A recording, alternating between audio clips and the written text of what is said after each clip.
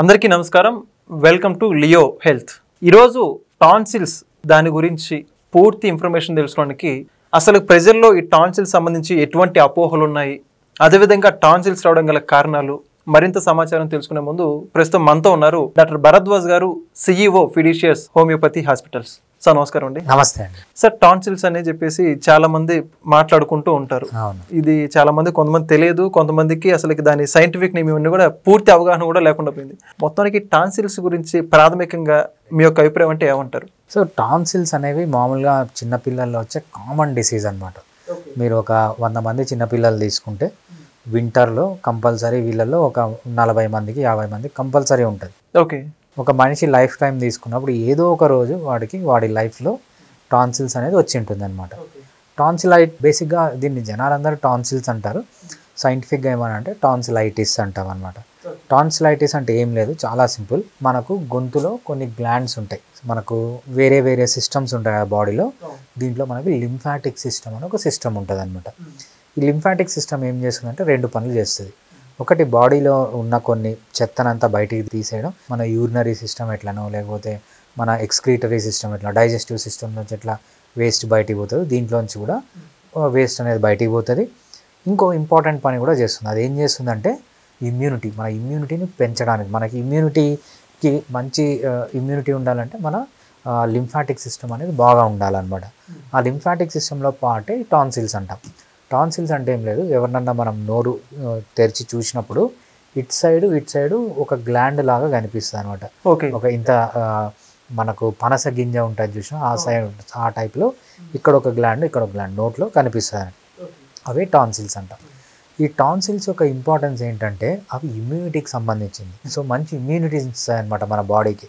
ఒక్కొక్కసారి ఏమవుతుందంటే ఆ టాన్సిల్స్కి ఇన్ఫెక్ట్ అయిపోయి బాగా వాచిపోవడము, బాగా రెడ్గా అయిపోవడము, బాగా పెయిన్ రావడము, సో ఏదైనా తినడానికి ఇబ్బంది కావడము, అదేవిధంగా బాగా ఫీవర్ రావడము, చిల్స్ రావడము, అది ఇన్ఫెక్ట్ అయినప్పుడు ఇలా జరుగుతుంది అనమాట. జరిగినప్పుడు దాన్ని టాన్సిలైటిస్ అంటాం అనమాట.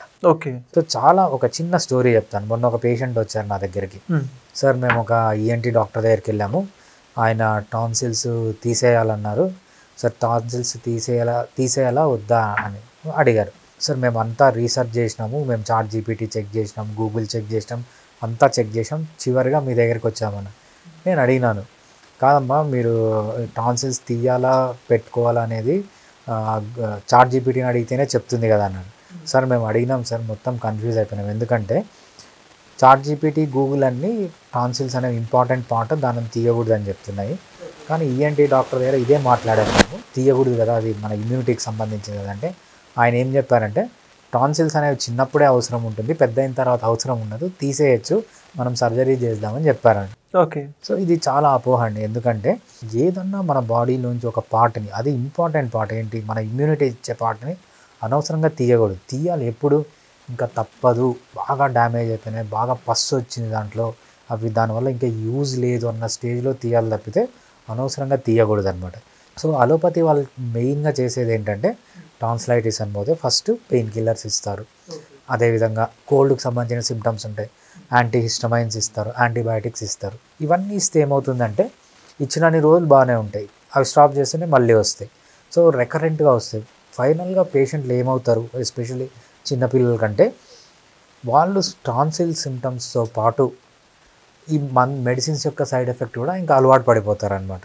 సో దీనివల్ల మళ్ళీ మనకు తెలుసు యాంటీబయాటిక్స్ వల్ల ఎన్ని ప్రాబ్లమ్స్ ఉంటాయి, పెయిన్ కిల్లర్స్ వల్ల ఎన్ని ప్రాబ్లమ్స్ ఉంటాయి. బట్ ఏదన్నా ఒక మెడిసిన్ ఉంది, మనం టాన్సిల్స్ని కాపాడుతూ టాన్సిల్స్ని తీసేయకుండా సర్జరీ వరకు పోకుండా చేయొచ్చు అంటే హోమియోపతి ట్రీట్మెంట్. హోమియోపతిలో టాన్సిల్స్లో సక్సెస్ రేట్ అనేది చాలా ఉంటుంది. నేను ఇంతవరకు some hundreds of tonsillitis cases చూశాను. నా దగ్గరకు వచ్చిన ఏ కేసు ఇంతవరకు సర్జరీకి అనేది వెళ్ళలేదన్నమాట. సర్జరీ వరకు పోకుండా, మనము యాంటీబయాటిక్స్ జోలికి పోకుండా పిల్లల్ని జస్ట్ హోమియోపతి మెడిసిన్స్తో ఒక్కొక్కసారి మనం కంప్లీట్గా క్యూర్ చేయొచ్చు, లేకపోతే మెడిసిన్స్ పైన వాళ్ళకి సైడ్ ఎఫెక్ట్స్ లేకుండా ట్రీట్ చేయొచ్చు అంట.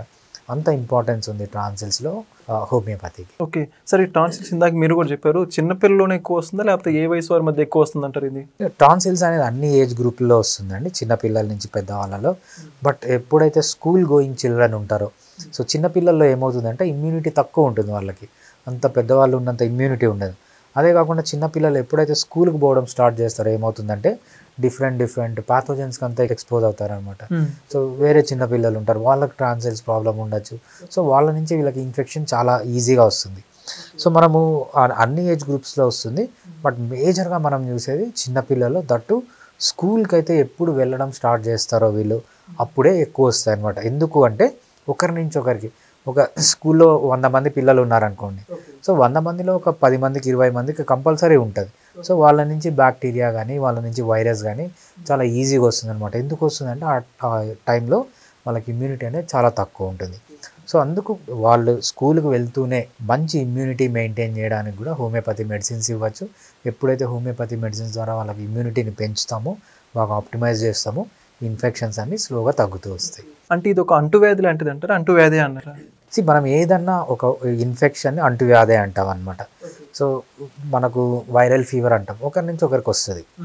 అట్లనే కోల్డ్ కాఫ్ కూడా అంతే, ఒకరి నుంచి ఒకరికి వస్తుంది అనమాట. ఈ ట్రాన్సిల్ ఇన్ఫెక్షన్ అనేది, సో అదొక బ్యాక్టీరియా ఉంటుంది, లేకపోతే ఒక వైరస్ ఉంటుంది. సో ఇవన్నీ ఏంటంటే ఒకరి నుంచి ఒకరికి స్ప్రెడ్ అయ్యే ఛాన్స్ ఉంటుంది. అంటువ్యాధి అనకూడదు కానీ, బట్ ఒకరి నుంచి ఒకరికి తప్పకుండా స్ప్రెడ్ అయ్యే ఛాన్స్ ఉంటుంది. ఓకే, మరి దీనికి ఇప్పుడు ప్రధానంగా చూసుకుంటే ఇప్పుడు సీజన్ అంటున్నారు, సీజన్తో సంబంధం లేకుండా ఏ పర్టికులర్ ఏ సీజన్ అంటారు దీనికి రావడానికి అవకాశం ఉంటుంది? మెయిన్గా మనకు ఇది 2 సీజన్స్లో వస్తుంది. మనకు రైనీ సీజన్లో వానాకాలంలో ఎక్కువ వస్తుంది, అదేవిధంగా చలికాలంలో ఎక్కువ వస్తుంది అనమాట. వానాకాలంలోనే చలికాలంలోనే ఎందుకు వస్తుంది అంటే ఆ టైంలో ఏంటంటే బ్యాక్టీరియా కానీ వైరస్ కానీ ఈజీగా పోతుంది.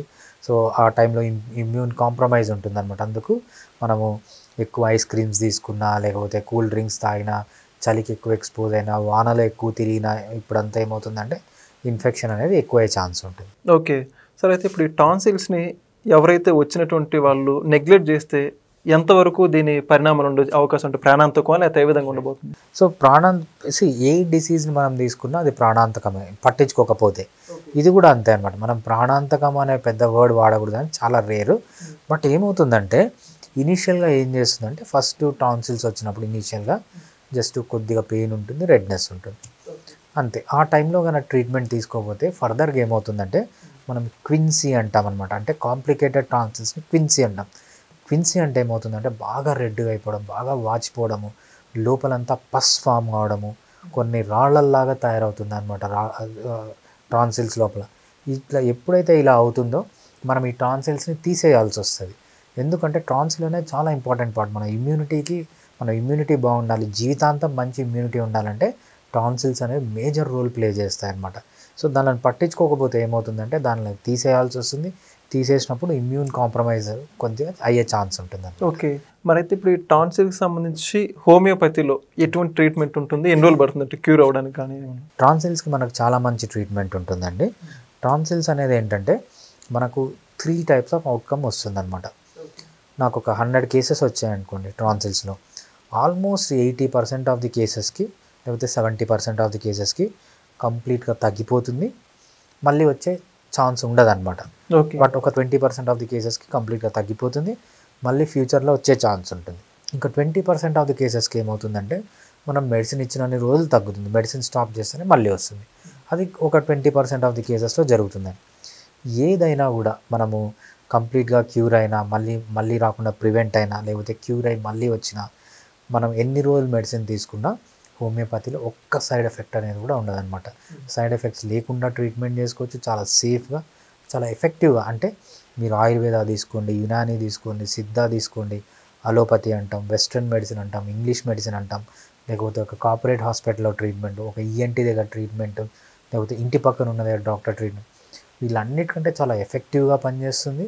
సో చాలా సేఫ్గా పనిచేస్తుంది, చాలా టైమ్లీగా పనిచేస్తుంది. అంటే టైమ్లీ అంటే ఏంటంటే మనము పెయిన్, చాలామందికి ఒక అపోహ ఉంటుంది హోమియోపతి అనేది చాలా స్లో, నేను ఈరోజు స్టార్ట్ చేస్తే నాకు నెలకో 2 నెలలకో తగ్గుతుంది, అలా కాదండి.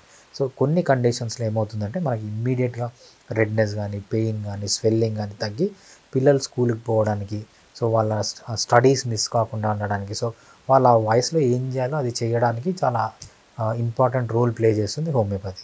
సో ఇది 3 అవుట్కమ్స్ ఉంటాయి. కంప్లీట్గా ప్రివెంట్ చేయడం, మళ్ళీ రాకుండా స్టాప్ చేయడము, అదేవిధంగా రిలీవ్ చేయడం కొన్ని కేసెస్లో చాలా క్విక్గా కూడా చేస్తుంది అనమాట. ఓకే, నిజంగా సార్ టాన్సిల్ సంబంధించి చాలా విలువైన ఇంపార్టెంట్ మాతో షేర్ చేస్తున్నాం. Thank you so much. Thanks అండి. Please subscribe to Leo news for more videos.